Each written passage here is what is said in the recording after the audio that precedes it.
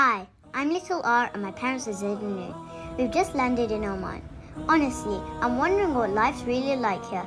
Is the food as good as everyone says, or will we actually miss being back in the UK? From daily life to business vibes, we're finding out if Oman's really worth the move. I remember when I first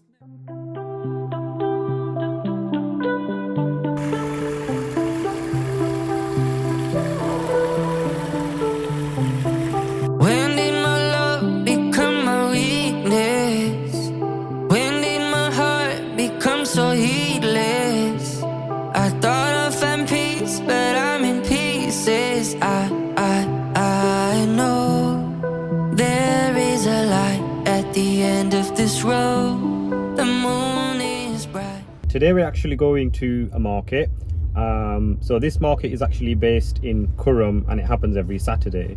Now, some good piece of information here. If you are visiting Oman, in particular if you're in Muscat and you're coming like somewhere between November and March, which is the winter time where basically the weather is a lot cooler, then keep your eye out for markets. Now there's a few locations where you can get basically really good markets and you can get basically authentic items and gifts. So one of them is the market that we're going to today, which is called Suka Sabt, which is, you know, the souk on Saturday. Sabt means Saturday, by the way. And this market is from 9 to 4 every Saturday from November throughout to March. The other areas actually in Muscat where markets are available is Mouj. They also put markets on during this winter period. And the third location is actually in a place called Souk Al Madina, which is in Madinat Sultan Qaboos area. Now the great thing about these markets is basically you get to shop where the locals shop, and what that means is normally the number one location that everybody tends to go to, especially tourists, is Matra Souk, and this is the one that you find on TripAdvisor and it's like the must place visit, probably because it's one of the oldest trade routes you know, for basically a very, very long time in this region. But I find that the prices there, tourists can get ripped off quite easily. So yeah, expect to pay tourist prices there. If you're looking to basically get things a lot cheaper and get authentic items, then keep your eye out for this. So we're just on the way anyway. It's about 7:45 in the morning. So we need to get ourselves there. We need to get set up and ready for 9 o'clock basically for when the market opens. Now something I will mention is basically today is the 22nd of November 2025. So the 20th of November is something which is called National Day, and it's a celebration of a nation and basically their country. So it's been 281 years basically of the Al Busaid dynasty, and what that means is the current sultan, who is called Sultan Haytham bin Tariq, he's basically a descendant of the Al Busaid dynasty or the Al Busaid family, who are basically the ruling family here, hence why the country is called the Sultanate of Oman. Now basically on the run up to the 20th of November and the week after, you'll basically see that the country is absolutely buzzing. There's Oman flags everywhere, and in particular from the 20th of November there is a huge celebration. So right now the roads are really quiet because things have been wild and really, really vibrant. But if you are coming and you're visiting Muscat and you're going to be there basically for National Day, which is on the 20th of November, then don't miss out on the celebrations, because wherever you go you'll be able to basically experience that celebration. Now I absolutely love markets, and I know Noon loves markets as well, and this actually goes back to our days when we used to live in London, because in London you've got so many different markets that you could go to on a weekend. You've got Spitalfields Market in East London, you've got Camden Market, Covent Garden Market, Greenwich Market, and the list goes on. So basically when we started our business, we very much basically started in markets, and we did lots and lots of events and markets up and down the UK, which is basically how people got to know our brand, got to meet us, So very much, I feel like the groundwork of any business is basically in markets. And I feel like if you've got a product or a service and there's an appetite for it, and if you're not quite getting the traction online, then one of the best ways is actually get yourself into a market, get yourself interacting with customers. And for us, obviously, with us doing incense cones, get your get our product under the nose of the customer and get them to really tell you what they think of it. You can just see, if you look in the middle of the road to the left, you can see basically all the decorations and all the flags all along the road, and you'll find this everywhere throughout Muscat in celebration for National Day. So we're nearly here now. We're in Ras Al Hamra. Now this is like basically a secure development, and this is where the event is today. So we're going to park up and get ourselves set up. So we've just arrived at the location, and I'm just going to go and find our stall and then start setting up. That's our stall there. That's being set up at the moment. So we'll get set up soon. They're just putting it up now. So I've got a bouncy castle here, good for the kids. And you can see, I think there's about 30 or 40 stall holders today. And we'll take some more videos as we go on throughout the day. So I'm just waiting while they actually put the stalls up. But I just thought I'd basically speak about our experience of markets. Now, to be honest, every market that we've been to has not been the best or the worst. Now, I'll explain more. Basically, each market, I find that the success of each market is primarily down to footfall, but also down to the diversity of stall holders. So too much of something can basically spoil a market. Too many perfumes, too many identical products, really, like, the public are not interested in that. What the general public and people that visit markets, including myself, want is, you want diversity, you want things to be like different, and that's what's going to keep you there and keep customers there and get people basically posting on their socials about it, and things like that. Now, I find actually that the best markets that we've been to have been A, the ones that have been the best marketed, but B, the ones where basically the stall fees have actually been very reasonable. Now, in the UK, we've seen over the last sort of 3 to 5 years, stall holder fees just going like up and up and up. And that's not really being followed up with the level of marketing that you would expect for the price that you pay. Now, prices do differ based on the region, based on the type of events that you're going to. But I find that marketing is probably as important as the diversity of the stall holders at the event. Now, to be honest, like, there are some markets out there where they're still basically riding on their previous success, and they feel like, well, I don't really need to do any marketing. Now, in the UK in particular, we've got basically some of the oldest markets in Western Europe, but I find that you still need to market and you still need to offer basically something different, because one of the things that we find as a business is the markets that have something new and up and coming basically gives a different feel and a different flavor to members of the public that are basically going to be coming. Now, to take you basically through the journey of the types of events that we've done in the UK. So we've done basically small community events where you've got basically probably about 1,000 to 2,000 people attending throughout the day. And then we've done like huge events. And when I say huge events, like events and the capacity of the NEC Arena in Birmingham, the London Excel Centre, where you've got a footfall of 15 to 20,000 people throughout the course of a weekend. Now, the scale of these two events is completely different, and obviously the people running these events have got completely different budgets. But in saying that, for a business, if you are thinking about basically starting a product-based business, basically the numbers have got to marry up. Now, for some people say, well, I'm going to do a market. I know I'm not going to make the stall money back, but it will still be good marketing for me. because I'm probably going to end up spending that on Google, or on Google Ads or any other advertising or promotion or marketing materials.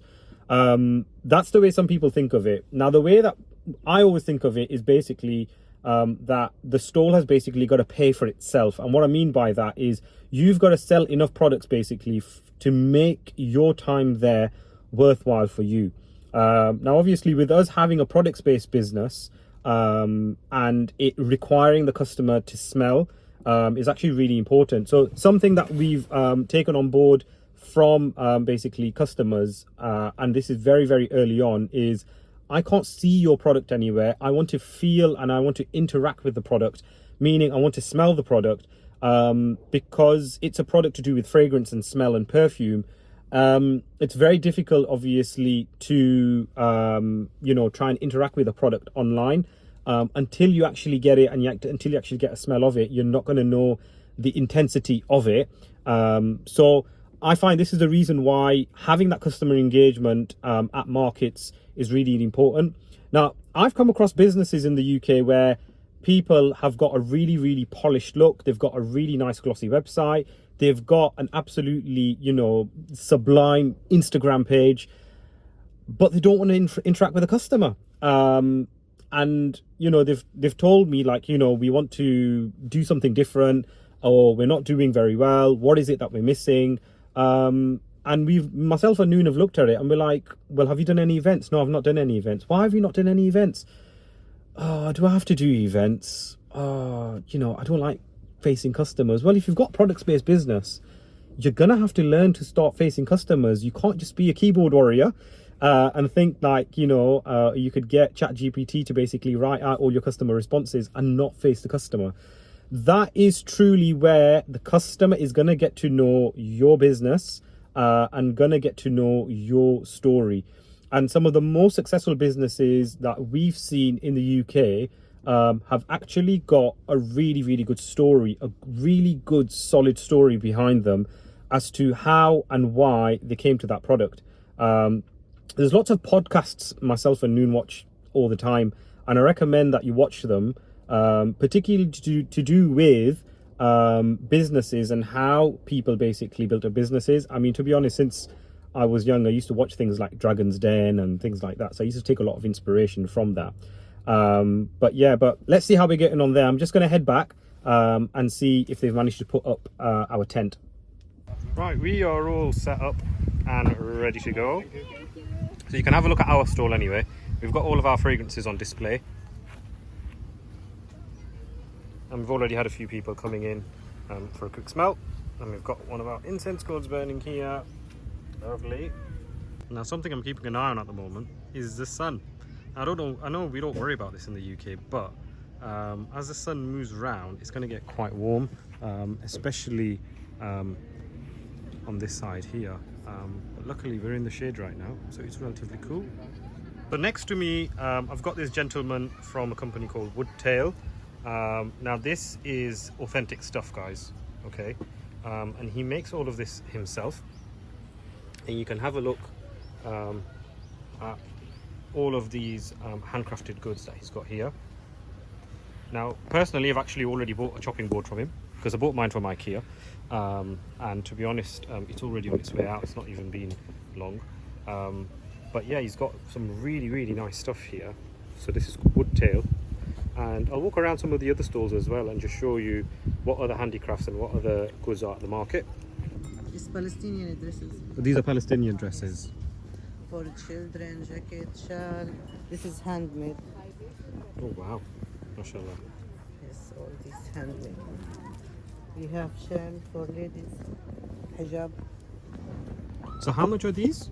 This is 10, this is 5, this is 8. Okay. We have pillow. And you have the pillow as well, mashallah. Very nice. And then we've got another stall here, guys, selling authentic honey. This is authentic Omani honey. So basically you could come to this stall and pick up the souvenirs. You can see that actually says a souvenir from Oman. And over here we've got basically the frankincense as well. Now this is something basically that Oman is home to, which is frankincense. You can actually get yourself frankincense tea there as well, which is really, really nice. So something that you get so much of here in Oman is basically home businesses that make bakhur. Now I know in the UK and the West we're used to like making pickles and jams and things like that. Well, here wherever you go, people are basically making their own bakhur, and this is basically like a cocktail stand but for bakhur. So like you can tell them like what fragrances you want. You can see they've got like names on all of them, but you can choose which fragrance you want, and they'll actually make it for you. And I think they'll make you some room sprays and things like that as well, which is really interesting. But obviously the charcoal based stuff, I wouldn't ever recommend it, obviously, because it can be quite harmful. I mean, you can see how big that lump of charcoal is, right? You know, that's literally going to set off somebody's cough straight away. But the home businesses here are very, very competitive, especially when it comes to bakhur, because there's just so much of it available. Now, something that I'm always fascinated about is whenever you visit a stall that does honey, basically they give you this, and it's basically like a taster pouch of their honey. Now, their honey here is like really, really authentic. It's not mixed with any syrups or anything like this. One of the stallholders has just given me this. It's something that they just give out to customers to basically, you can just take it home and test out basically the honey, have a taste of it. If you like it, that's the number to contact. So I think it's great. Like, you know, like you could just get a spoon of that down you. And just taste exactly what the honey is like. So with it being National Day, the guys with the bagpipes are just coming in, and they're gonna basically have their celebration. You can see that they're getting the drum started as well. But I just wanted to show you actually. So one of the ways that our cones actually use, people actually use them to scent their clothes. So like, for example, I've got a hat, and sort of put the hat on top to get the fragrance basically to infuse into the clothing, which is one of the ways that they basically do it.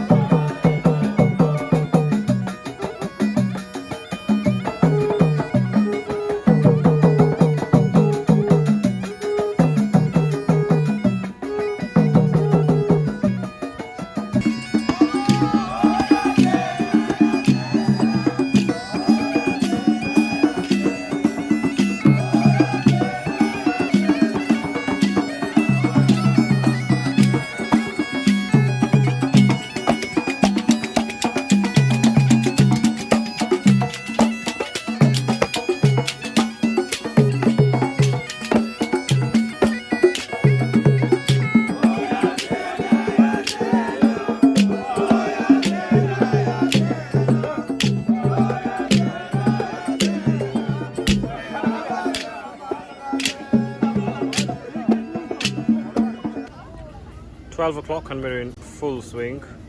And you can see why I was worried about the sunlight, because it's hitting the table now and everything's gone super hot on here. But it doesn't matter, we're all having fun.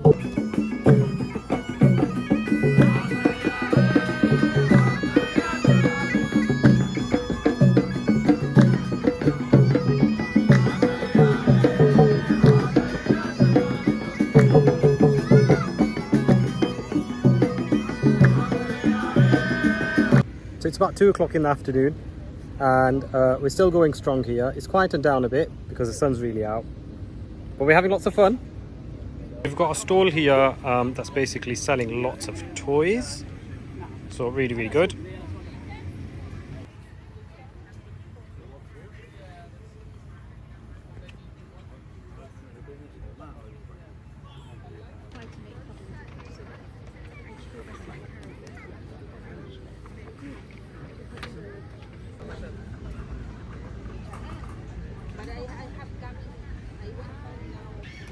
So it's 4:30 and it's time to pack up.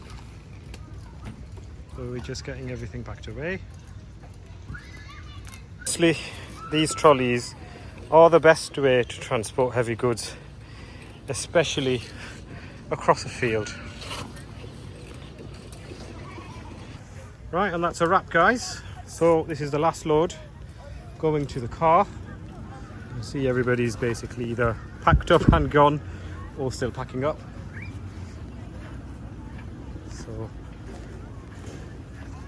So we're just going to pop into this masjid here, beautiful masjid here on the left hand side. So we're just going to do a U-turn on this roundabout and we're going to pop in here, inshallah. So Oman is known for its breathtaking views, and you can just see the sun setting. It's going to be sunsetting in about 45 minutes. You can just see the mountains in the background there, and then you've got this beautiful masjid on the Ras Al Hamra PDO development, and it's got a really nice beautiful entranceway.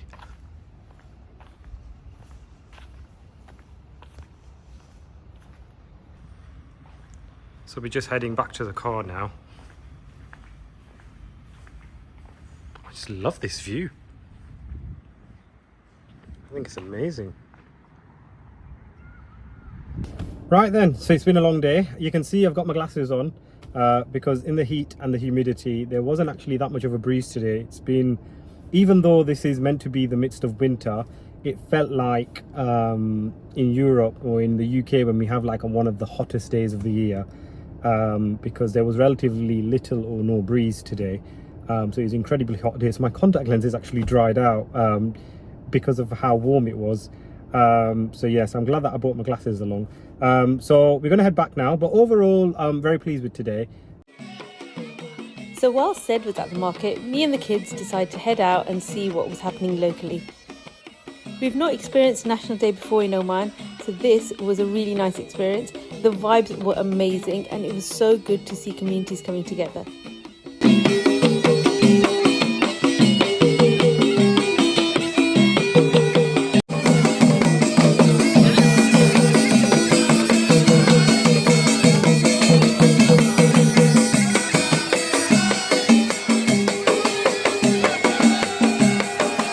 This area that we're driving through now is actually called Khuwair. Now this is basically one of the wealthiest areas in Muscat. You can tell because of the way that the roads are really wide, and you know the houses are basically really big, so they're really like massively spaced out as well. But it's sort of getting to sunset within the next half an hour, and I'm just driving down this huge hill. You can see that view just looks phenomenal, doesn't it? And that is beautiful Muscat with the picturesque mountains in the background. In 200 meters. So we've just hit some congestion in the Khuwair area, but one of the most new iconic landmarks here in Muscat is actually this huge flagpole and this flag. Now this was actually put up for National Day last year, but I've seen some drone videos of it, and it's absolutely phenomenal how big it actually is in real life. I don't think this video actually does justice to how high it is. I mean, there's a light flashing on top which tells you how high it actually is. But we've just hit some congestion anyway, so let's see inshallah how we get on. In 500 meters at the roundabout, take the second exit. So this area is called Khuwair. So it's getting to basically sunset or Maghrib time, so we're going to stop off at a masjid and get Maghrib prayed. There seems to be quite a bit of traffic on the road, so I'm better off stopping off and just getting Maghrib prayed and then get back on the road.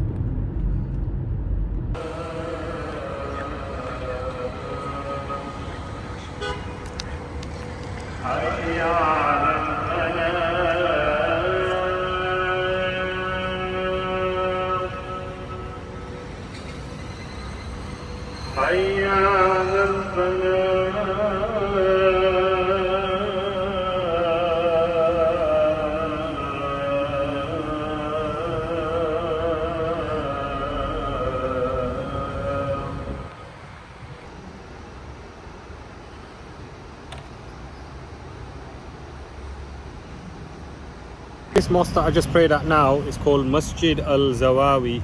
You can just see there behind me. Now this particular one has actually got an Egyptian imam. He's got some beautiful recitation, mashallah. But I always like to come here now and again. Just has a different vibe to it. But I'll just show you a little bit of what Al-Khuwair looks like. Now Al-Khuwair is an area teeming with shops, places to eat, supermarkets, hotels.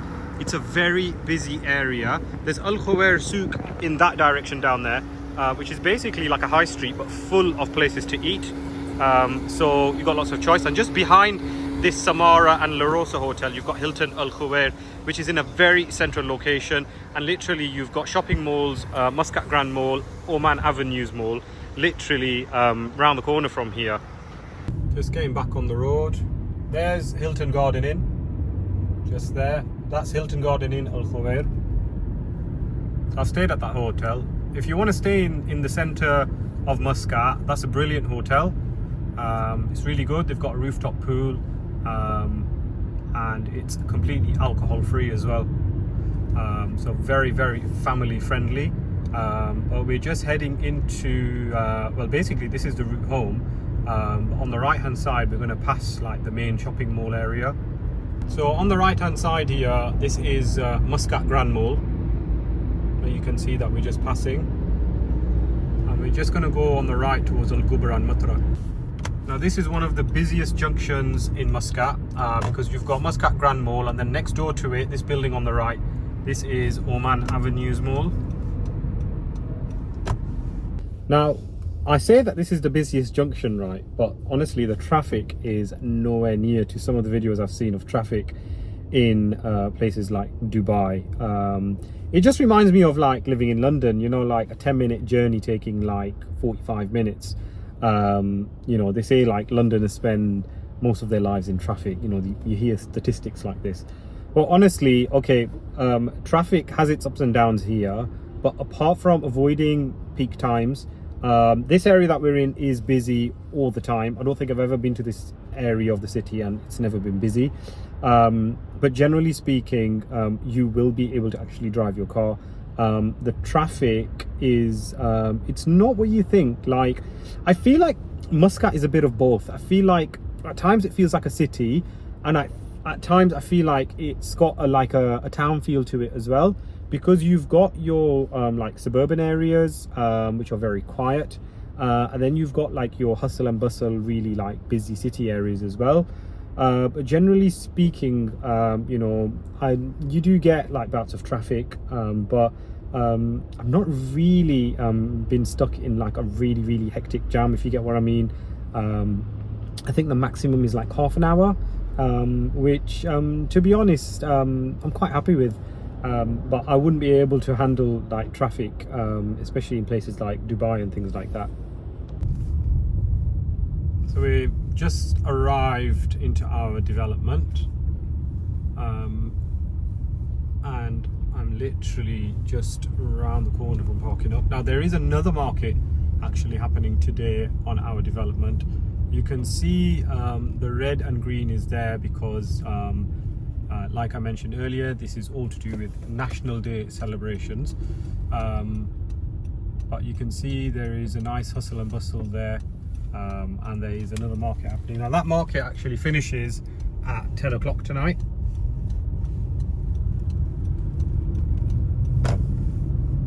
So I'm just getting into our development now.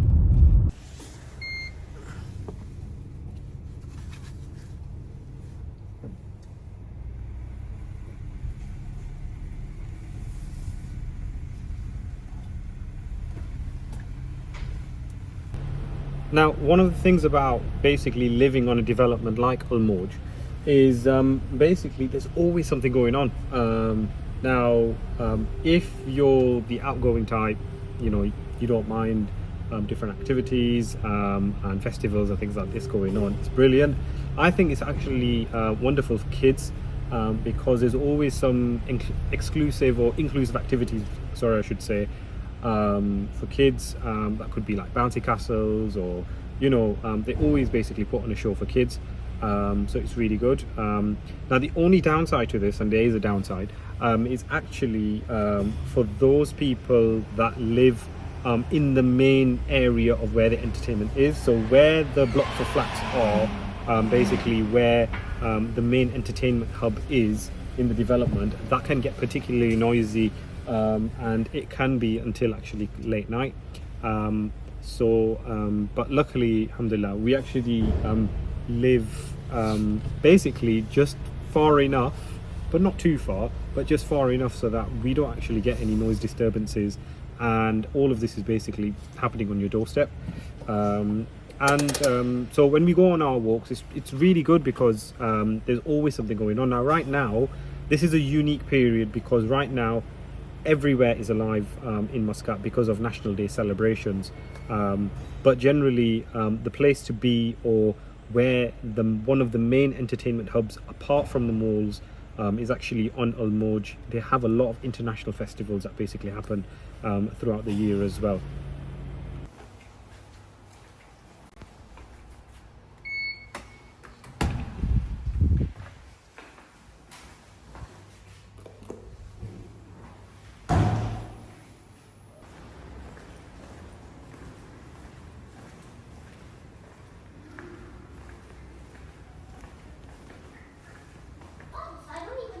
Assalamu alaikum everyone. Hi. صارت روحي حبا في المنام إليك